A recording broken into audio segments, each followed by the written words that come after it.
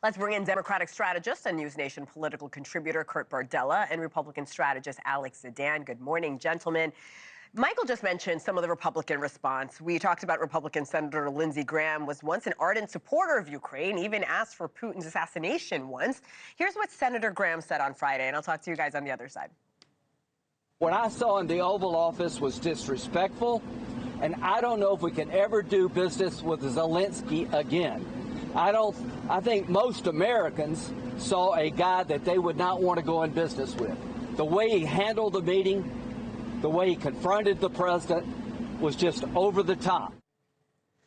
Alex, your thoughts on Senator Graham's comments? Well, I think Senator Graham may have gotten the vapors from watching that intense conversation. The reality here is that it was sound and fury, and the real work, the real movement on a possible peace deal for Ukraine has been occurring throughout this week. Think about what we've been seeing. We've seen a march of European leaders coming to Washington to meet with President Trump to get one simple message. Europe needs to step up to guarantee its own security and to back those fighting for freedom in Ukraine.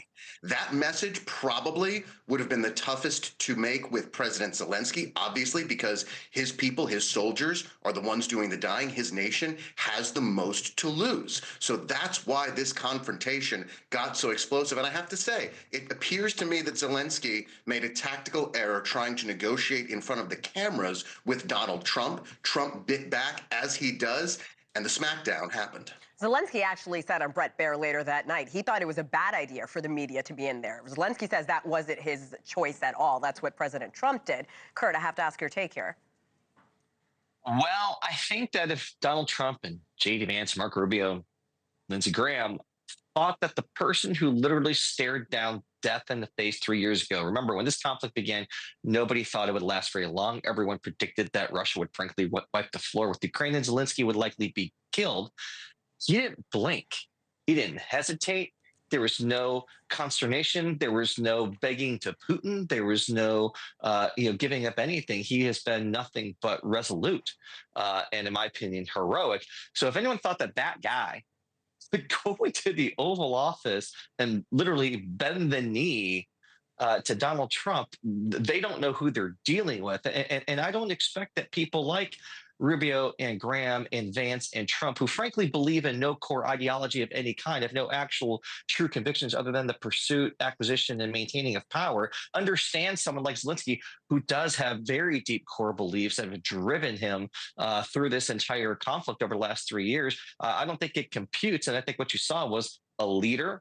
And I think you saw someone who would rather people pretend to kiss his butt so it feels good in front of the cameras. And the result of what we saw play out. I also find it, by the way, Rich, that we're hearing all this dialogue from Republicans about people speaking with respect. I'm like, have you listened to Donald Trump talk at all the last 8 years? I don't remember any of them saying, oh, Donald Trump is very disrespectful. That's concerning. And that makes him unqualified to be a leader. They've stood up there and reveled in it themselves. Alex, quick response there before I move on.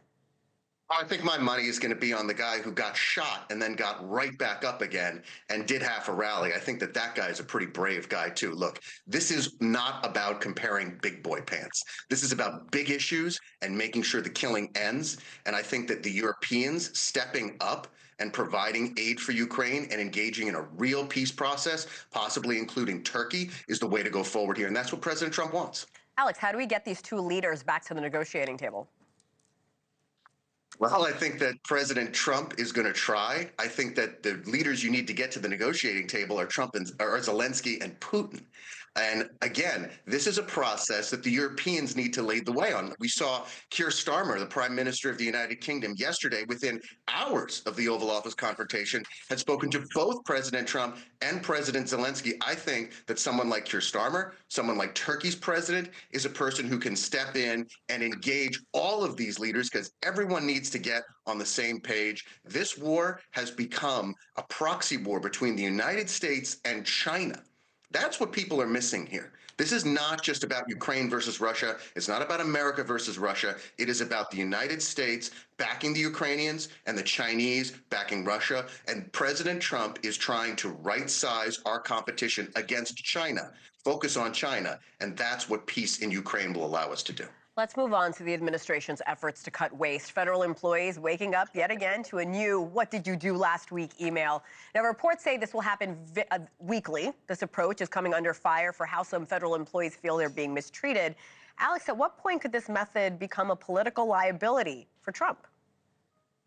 I think if federal workers are complaining that they're doing too much work, that's probably a winning issue for anyone who is running on either side of the aisle. Making the federal government more efficient has been consistently something that the American people have said that they wanted, going back to as long as bureaucracy has been in existence. No one likes the bureaucracy.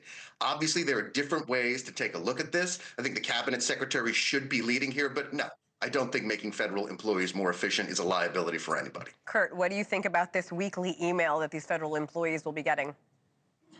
Yeah, I mean, I think the danger here actually is for so long we have cast the bureaucracy as these kind of this nameless, faceless federal workforce, bureaucrats, the deep state.